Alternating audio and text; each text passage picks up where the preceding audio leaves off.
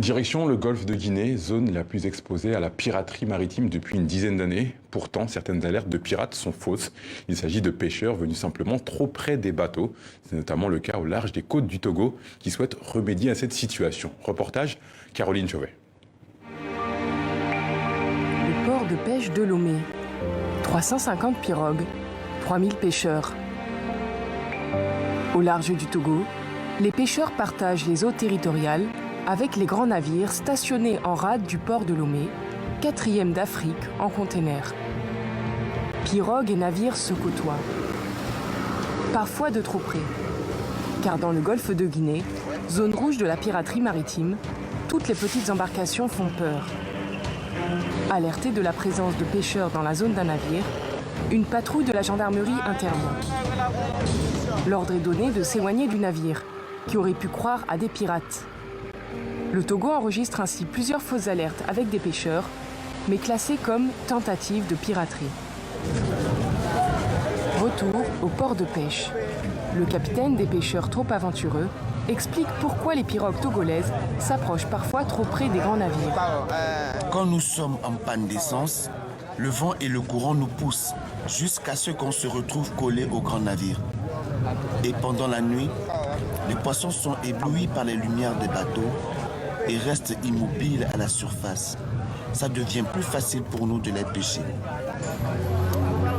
La situation préoccupe les autorités et en premier lieu, le préfet maritime.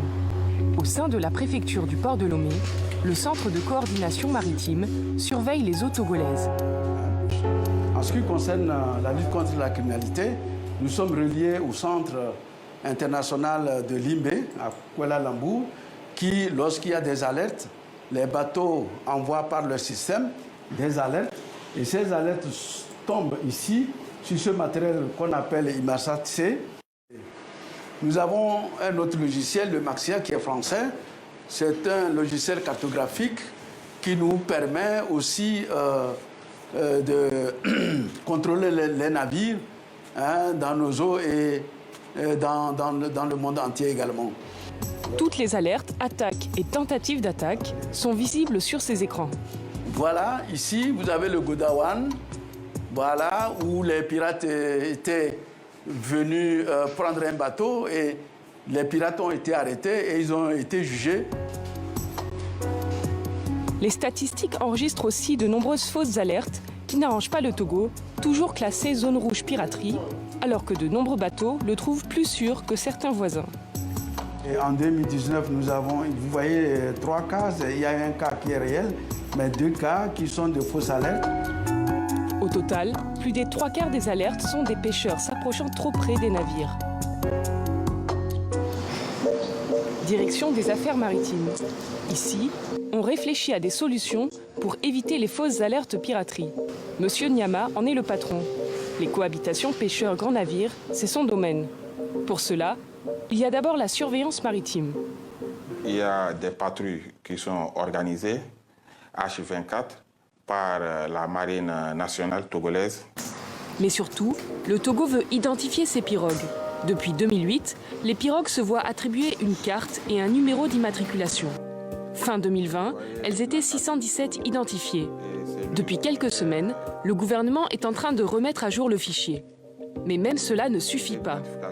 En 2021, il y a un projet qui est lancé en collaboration avec une société française, avec les plaques qui contiennent des puces pour pouvoir suivre les pirogues, faire leur traçabilité, pouvoir leur surveiller.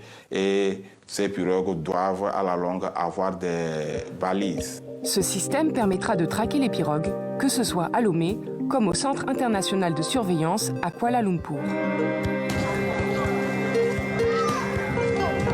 Au port de pêche, le directeur inspecte les pirogues. Comme vous pouvez le constater sur les pirogues, il y a un code alpha numérique qui est là. Par exemple, nous avons le 004LM. Le processus d'identification et de sécurisation est donc loin d'être terminé. Car ce qui préoccupe avant tout les pêcheurs, c'est leur pêche. Achevé en 2019, le port comprend un marché aux poissons. La pêche a augmenté dernièrement, si l'on compare les 6 premiers mois de 2021 avec la même période en 2020. La capture est en augmentation de 900 000 kg. Une bonne nouvelle pour les pêcheurs artisanaux qui attrapent environ 20 000 tonnes de poissons par an. Reste à savoir si la cohabitation avec les grands navires pourra un jour se faire sans problème.